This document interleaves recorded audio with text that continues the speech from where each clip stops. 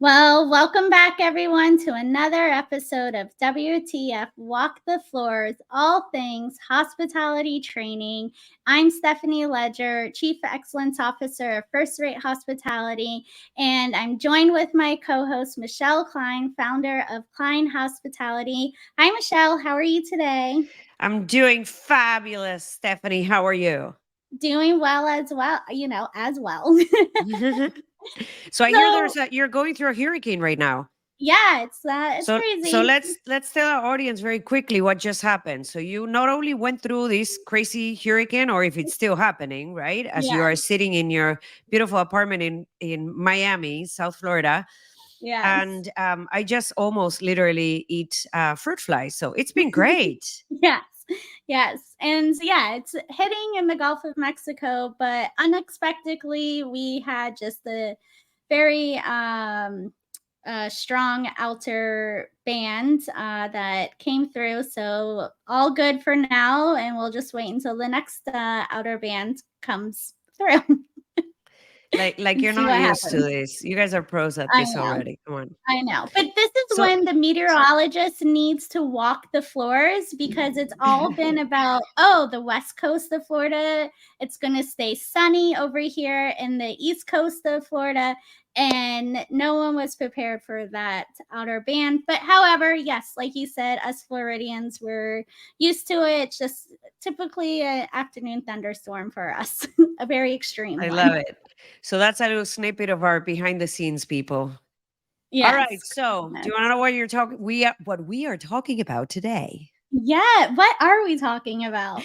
So we are going to, my absolute lover of communication, and walking the floors is all about understanding how our people are connecting and communicating with each other and with our guests. So how hedging words can affect your communication. That's our All topic. right.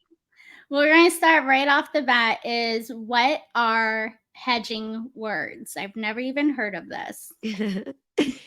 Fabulous, because I have an answer for you. So, a All hedge right. word or a phrase is used in a sentence to express ambiguity, probability, caution, or indecisiveness. Pay attention to those words Mm, that I just expressed. all right. About anything that comes next, about All anything that comes as a reminder of the sentence, right? And we use these words way more often than we think.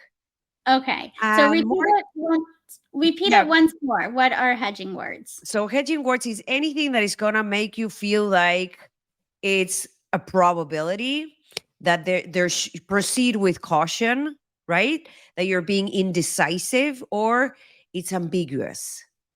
Okay. Like if we're asking the guest of how is your travels, and that's a risk because we don't know. Not so much. Okay. Let's do it the other way around.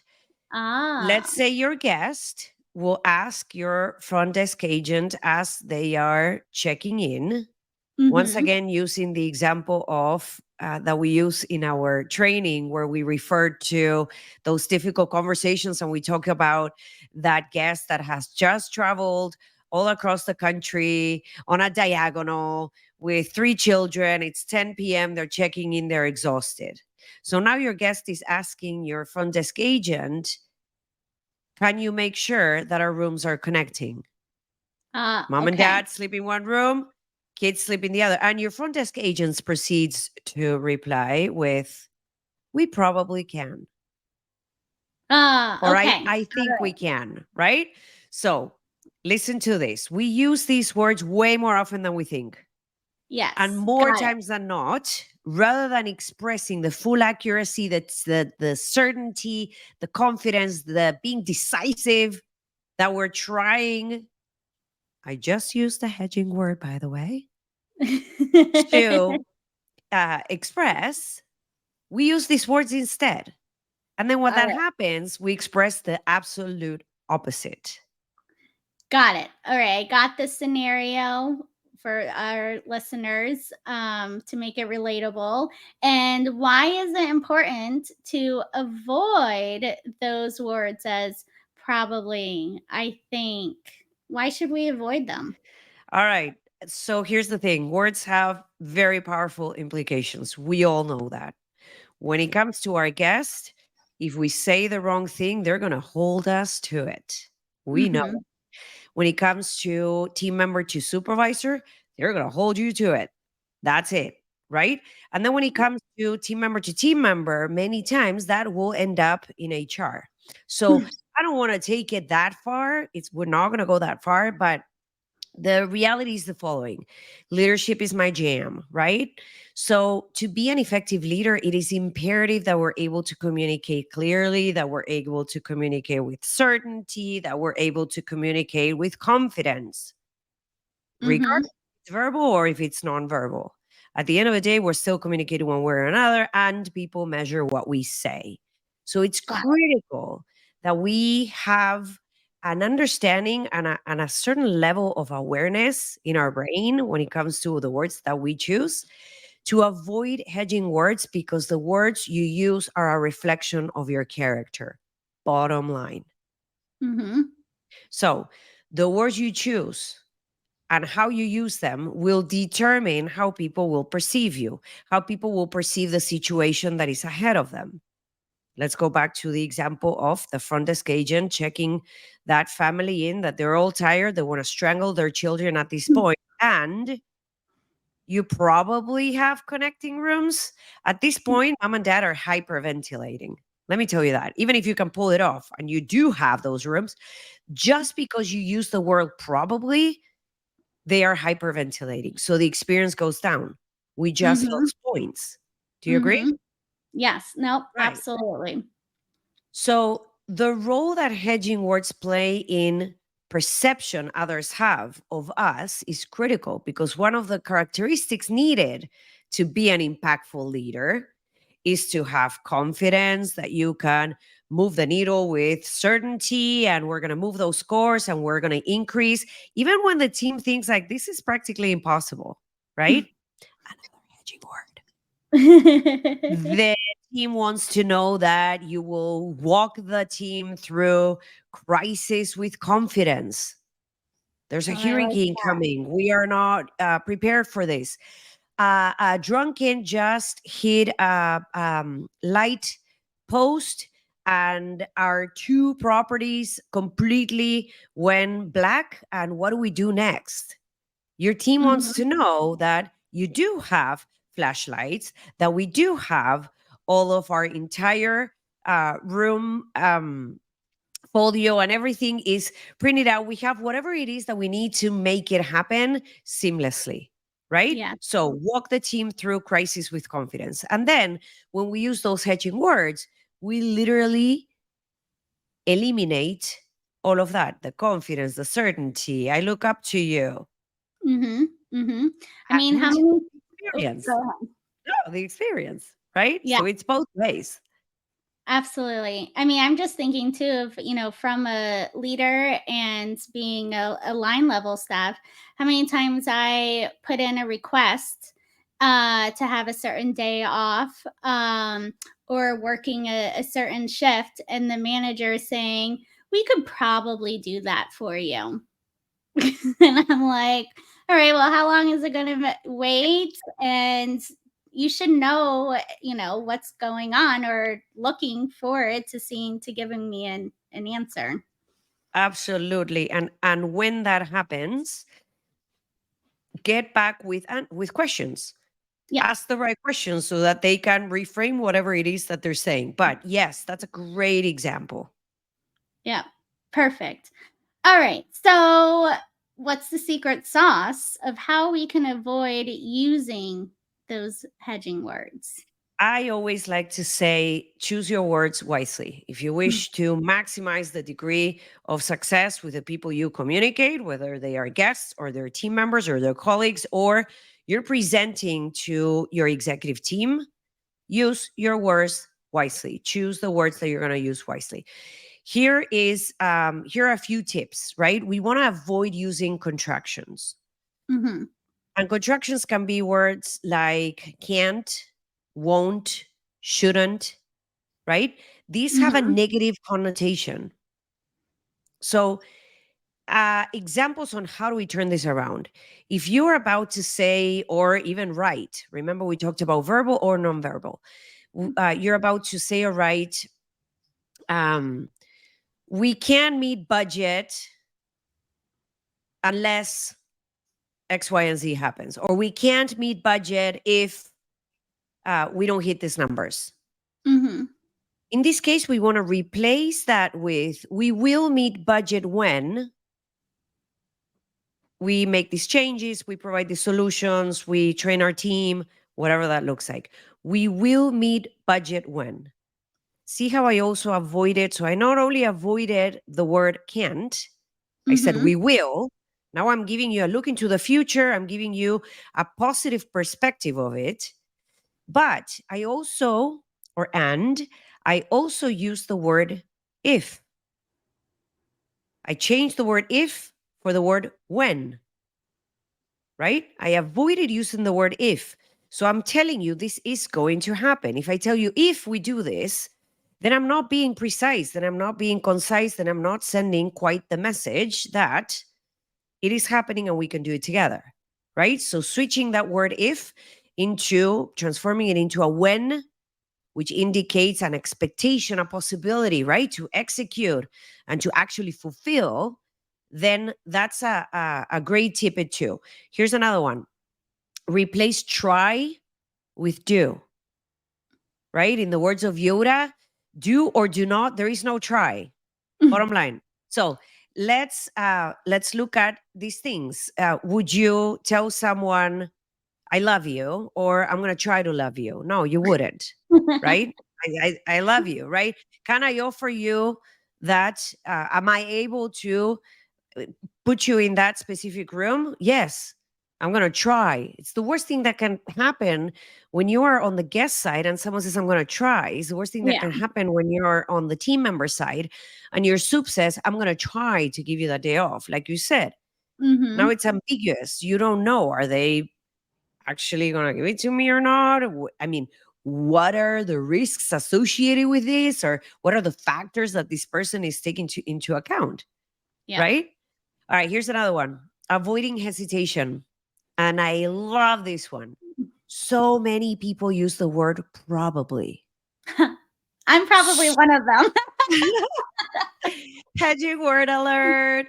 So avoid using the word probably at all costs. There is nothing worse than a leader who is unsure of themselves, right? And you're in a way failing to admit it. So you're unconsciously doing this. You have to replace this. Yeah. Probably first just that 50% chance that this is going to happen. I know. I see that a lot too because in hospitality, we do have so many gray areas. There's so many ifs that yes, that could happen or that probably could happen, but there's just, there's not really so much of a black and white standard or situation because we never know what the guest is going to come at us with, or even our coworkers and our team members. And so, yes, I see the point of we may use probably a lot, but then how we should eliminate that from our vocabulary. So two things that I would say to that. Number one, it takes effort. It takes conscious effort to retrain, to unlearn, right? Yeah. Retrain your brain and unlearn. And the other thing is honesty and transparency go a long way, Yes. right? And it's the way that we build trust in others. So if you are in that, or when you find yourself in that situation that the word slipped and you didn't have that momentum in your brain to be able to reframe it before it actually came out, think about that. Honesty and transparency, that Yeah. it's your two tickets out. Yeah, absolutely. And I think before too, a very old school hospitality mindset is, oh, let's not show our cards, or let's try to avoid the situation. And now the guests want you to be honest of saying, you know what. we're in a sold out situation, I do not have those connecting rooms. Instead of saying, oh, allow me to check, being on the computer just to look, to showing that you're looking. But no, the guests nowadays, they want you to be direct and honest with them, where before it used to being, oh, let's kind of just hide things under the rug. Yes, and several things based on that. One is you didn't use the word, oh, I just want to make sure that the guest sees that we're looking instead of that we're trying. So that's Yeah. fantastic right there. See, we're already learning. And then the other thing is, it is so true. Communication has evolved, and the expectation from our team members and our guests is different as generations change. So, we have an episode coming up where we touch on the topic of in room amenities and how we're seeing some of these trends starting to change. So, I think Mhm. this is a great opportunity to talk about that too, where there are trends that we are seeing from a communication standpoint, and everyone in every industry is seeing this. But I don't think that we are talking about it enough, and we are not training our team enough on how to reframe and adjust their communication styles to match the new needs of our guests and our team members. Absolutely. Absolutely. All right. So, with our hedging words and communication, do you have a WTF moment with this? I have a few, but as always, but I want to focus on one very specific one that I think was extremely interesting in the setting that this happened. It was a particular presentation from a very large organization that puts together a global type of event in a very large event driven city. Um, and it's the first year that this event will be showcased or presented in this very large event driven city. I'm hoping I'm giving you enough hints here. And the entire presentation was for a room full of hoteliers. Early on in the planning stages of this event coming to this city, room jam packed with hoteliers. And the person presenting was the representative of this company that was hosting the event. And this person was a higher up person in their marketing department. So the expectation from the people that were in the room was that this person will be able to answer our questions, and this person will be able to ease our mind when it comes to the disruption that this event will cause. Right? Let's Mhm. stop looking Mhm. at the disruption. Let's start looking at it from the positive lens. I cannot tell you, Stephanie and audience, how terrifying this was. This person used absolutely every single example that I just gave you. We're trying to determine, probably that's going to be the case. We're unsure at this point. We may have to. It was terrifying, Yeah. terrifying, to the point that the room was quiet. There were many questions asked. All of them were answered in a way that provided no clarity, that provided absolute ambiguity, because the communication was full of hedging words. So, an event that could have been incredibly enlightening ended up being incredibly filled with anxiety. Yeah. So, that's how important hedging words are. Absolutely. And just being able to admit of saying, yeah, like you had mentioned, it's the first time happening of, these are great questions. And then, really reiterating it's the first time we have to look at, um, other close events that have happened similar. And how that's played an effect or in other cities or even in that particular city. Absolutely. Yes. So much yes. Yeah. Do you have a WTF moment when it comes to hedging words? I would say, a lot of it, especially being as the inspector and at the front desk, and those words, and really testing the staff of using proper verbiage and seeing, I know the answer because of all the research, and this is why I'm asking that question. And it would be the simplest thing as, because I love using this example too in training is I'll ask the front desk and I'll say, "Oh, what time does breakfast start in the morning or open?" And then they'll say, "It probably opens at 7 a.m." Well, does it open at 7 Or a.m. it or doesn't. does it Make up not? your mind. And And it's so not like I you have to make a decision. There is no yeah, decision to be made. I know, exactly. Oh, it probably closes at this time, or it probably opens. And so, or I think, or maybe that could open at that time. And these are times that they're set in stone of when they open. Yes, we know in hospitality we can be, kind of bend the rules a little bit, but it's, when it's the simplest questions. And I love using those in an example as part of training. And then also too, documenting those answers when I'm doing the audits, because it just, now you're wondering where the confidence is of anything else that I may ask, where they now are actually avoiding the hedging words, but it's already there that I, really now don't believe anything else that they're saying. Yes, terrifying, terrifying. All right. So now, what is our final nugget with our communication and avoiding those hedging words?